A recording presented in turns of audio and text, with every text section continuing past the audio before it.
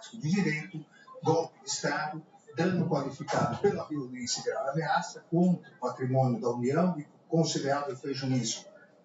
para a vítima e deterioração do patrimônio tombado.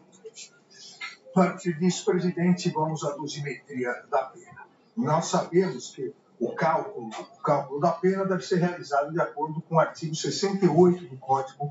Penal. A primeira fase é a chamada fase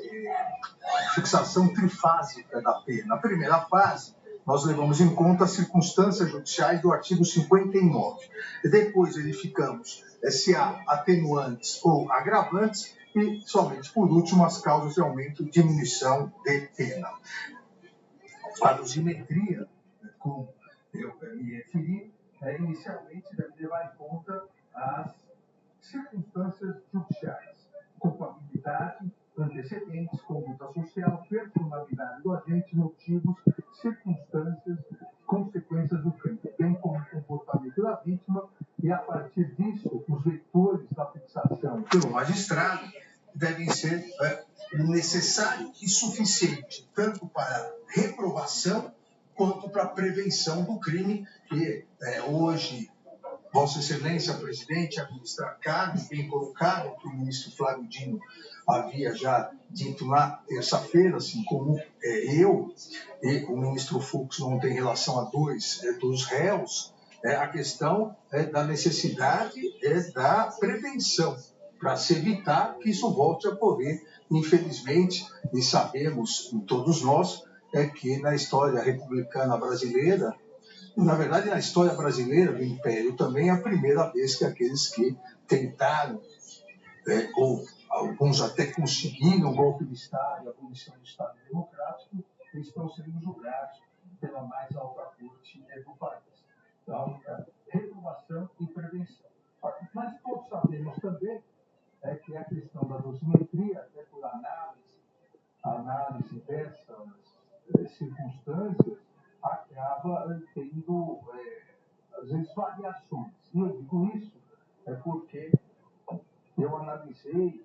para tentar o máximo possível refletir a condição do colegiado, e obviamente a partir disso nós vamos debater, eu analisei não só nos casos relacionados ao dia 8 de janeiro de 2023, mas também em relação a condenados, outras ações penais que nós julgamos aqui na turma, recentemente julgamos também a ação penal relacionada à ex-deputada Carla Zambelli, julgamos no plenário outras ações penais, analisei a forma como Vossas Excelências também analisam as circunstâncias para verificar se o colegiado pode chegar se não a uma mesma pena, mas a penas semelhantes para que possamos aí analisar o voto médio, como se diz. Também cito aqui parte da jurisprudência, que não vou repetir os precedentes do Supremo Tribunal Federal, de que a análise de uma única circunstância desfavorável já afasta a aplicação da pena mínima. E a análise de diversas circunstâncias judiciais desfavoráveis vão levando a pena do meio para o máximo dessa pena. Eu saliento, presidente, que, principalmente, nessa hipótese, a resposta estatal não pode ser insuficiente quanto à razoabilidade e proporcionalidade na fixação das sanções, exatamente observando o necessário e suficiente para a reprovação e, principalmente, a prevenção do crime. Nessa hipótese, as circunstâncias judiciais devem ser analisadas, entendo eu, para evitar a reiteração de uma histórica repetição no nosso país da transformação de grupos políticos com apoio de determinados setores, historicamente das Forças Armadas, a transformação desses grupos políticos em organizações criminosas.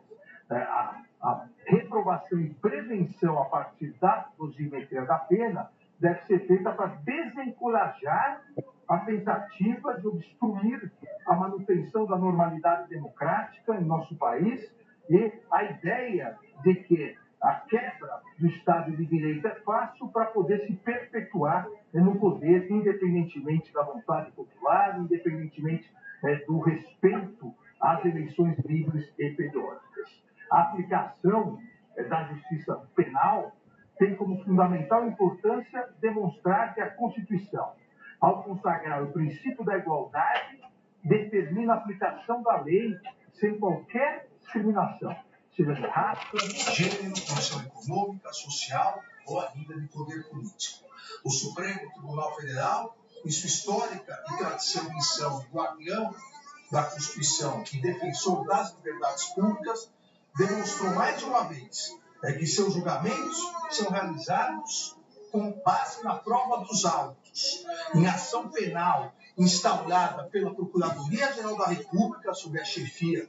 do professor Paulo Bonet, que é um órgão absolutamente independente em relação a todos os poderes, inclusive também em relação ao poder judiciário, e protegido constitucionalmente contra quaisquer pressões ou coação, e é o titular exclusivo da ação penal pública, nos termos do artigo 129, inciso 1º da Constituição Federal, a partir de provas também obtidas pela Polícia Federal, um órgão isento de Estado,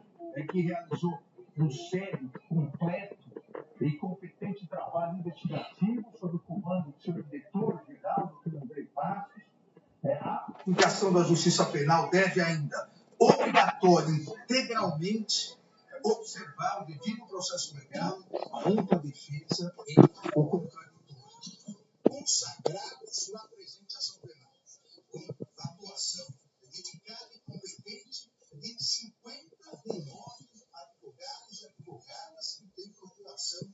nos autos, que eu cumprimento aqui nas pessoas dos advogados que realizaram as sustentações orais. Eu sou Antônio César, Jair Alves Pereira, Paulo Renato Garcia Cintas, Pinto,